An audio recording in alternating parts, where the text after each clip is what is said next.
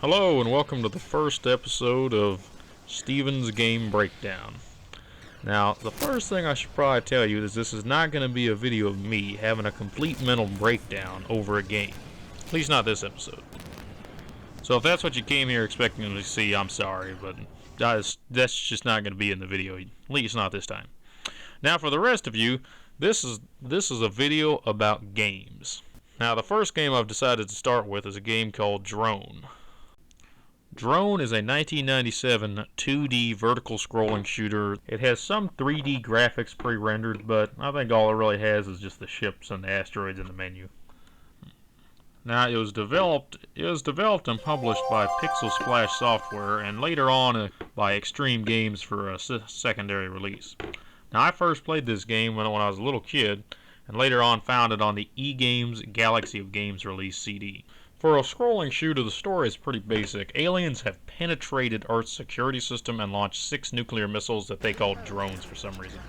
I'm not sure why they're called drones. Anyways, these drones are headed towards major population centers and they need to be stopped.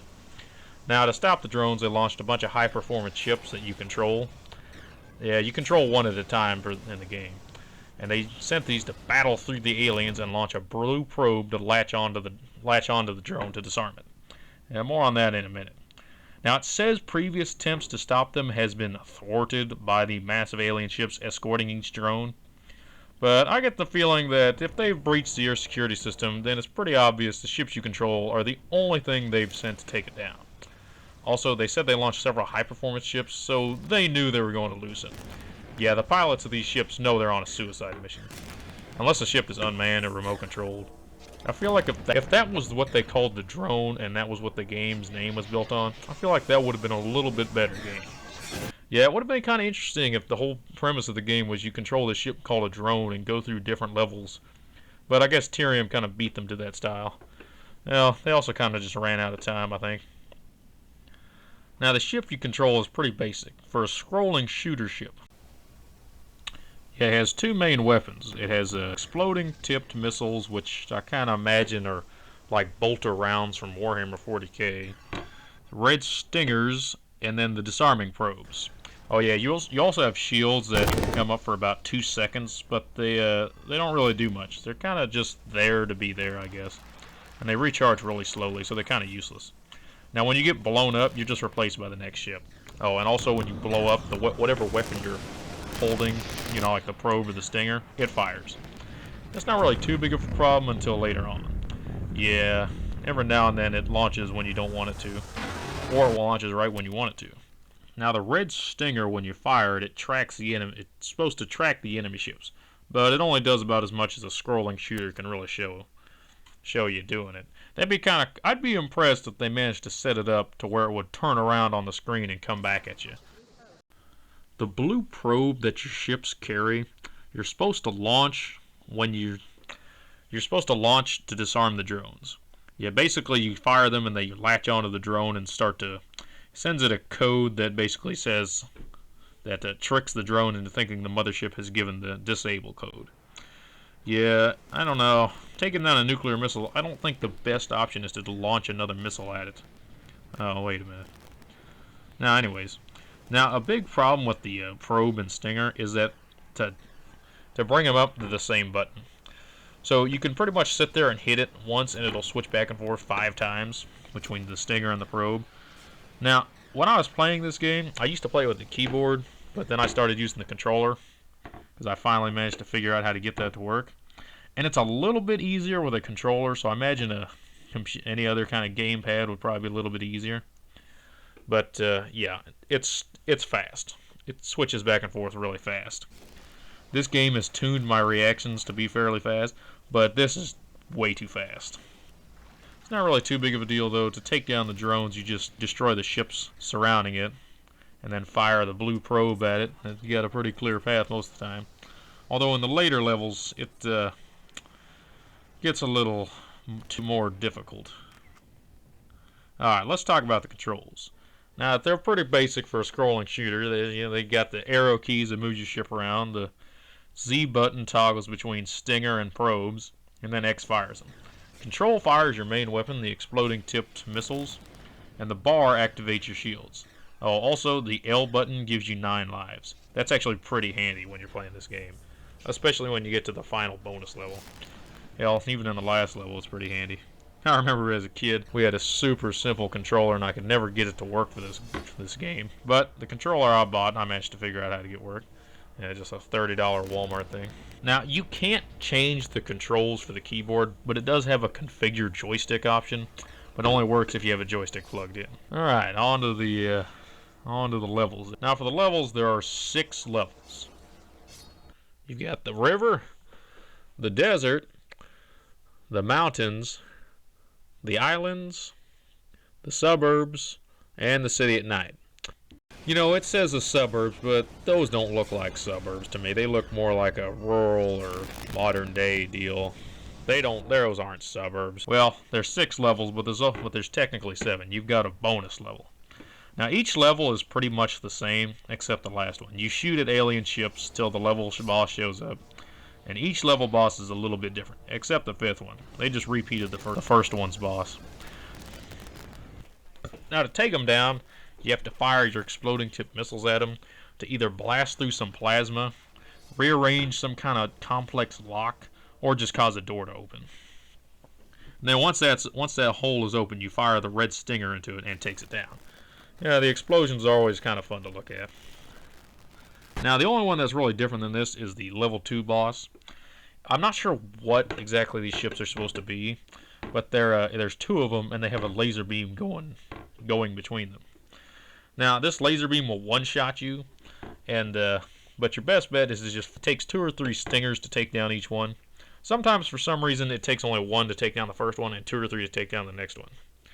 I thought this level boss is probably the most unique, and I think they had something like this planned for the 5th level, but then ran out of time. Yeah, it's a real shame they did, though. I would have been impressed if they had put levels 3 and 4's bosses together and had like a laser beam, or hell, even 3 level bosses together and done something like that. But, anyways. Now, in each level, once you take out the level boss, you move on to disarming the drone.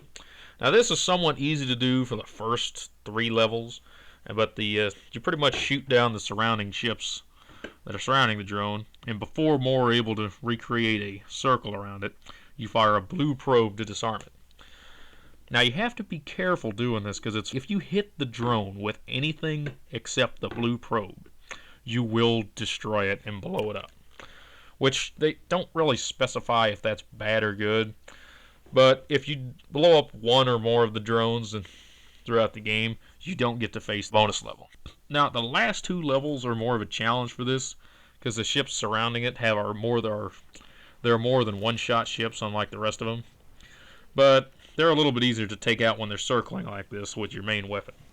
Although, I did not know this when I was a kid, so I always ended up just spamming blue probes and red stingers, because the blue probes will take out the individual alien ships. They're just not as effective as the red stingers. Now, through each level, you have a progress tracker on the left side of your screen, and it tells you the drones you've taken down safely, the ones that you've blown up by accident or on purpose, and the ones you haven't gotten to. Pretty much blue is the ones you've taken down safely, red is the ones you've blown up by accident or on purpose, and white's the one you're on or haven't gotten to. Oh, by the way, when you're taking these drones down, even if you've disabled it, you can still blow them up by accident after they've deployed the parachute. I don't know if you can blow them up with a red stinger, but you can definitely hit them with your exploding tipped missiles. Now, taking down each drone properly does matter in the long run. Yeah, if you manage to not blow up any of the drones and manage to actually get them to land safely with the parachute, then the game lets you face the last bonus level, the mothership, or as they call it, the mother. Now, as a kid, I didn't even know this level existed. In fact, I think I was like 19 or 20 and I went back and played it and thought, oh hey, I got all the drones disabled, that's great. Then it said, now to the mother, and I'm like, oh. Then I saw this screen, and I'm like, wait, what? Then it sent me to this battle. I freaked out. It's freaking crazy. This thing is impossible to take out. You're getting swarmed by little ships, and basically to take it out, you have to fire red stingers into the opening that's firing flames at you, all while it's moving around as fast as you are, shooting at you. Yeah, your shields do nothing against the flames, and even if they did, they're not up long enough to really do anything. Now, something I forgot to mention This game, for some reason, on the e-games release, operates in a very fast speed. I don't know why. I have no idea why. It operates weirdly fast. In the original versions, it operates a lot slower, about half the speed that you're seeing here. So yeah, playing this game, you have to have fast reflexes, otherwise you're pretty much done. Although that L button really helps you out there, that's for sure. But anyways, let's move on to the music in the background. Now, the backgrounds, you probably noticed the backgrounds by now. Yeah, they put a decent amount of work into the backgrounds, I think. It's pretty much the same frames going back and forth. You have these different levels, whatnot, you know. There's not really much music, which is a real shame. I think this game would have been really cool if it had been paired up with some, you know, with really any kind of music, you know. Hell, doom music, metal music, progressive metal music, rock and roll, 80s style music, hell, 8-bit arcade level music would have been fun with this stuff. But, you know, this game was developed and published by a husband and wife duo out of Virginia. Yeah, it's Pixelsplash. The husband and wife duo started Pixelsplash. This was the only game they came out with. I'm not sure how long they worked on it, but they're the ones who put all the work into it. Now, I think 2 years after they came out with it, Extreme Games is the one who worked on it or did something with it and made it part of the e-games release. Yeah, Pixelsplash didn't find much success with this game. I'm not super surprised. It's a good effort, but even in 99, 97, 98, 99, this game was never going to make it. Later on, though, Pixelsplash turned into J&C Studios. Yeah, they found pretty good success with that, though. I don't know, I enjoyed this game, and I'm pretty sure the people who remember it enjoyed it. Now, the only versions of this game I've been able to find is, I don't know if they came out with it on a CD by itself, but the E-Games Galaxy of Games released 350. I don't know why it says 350.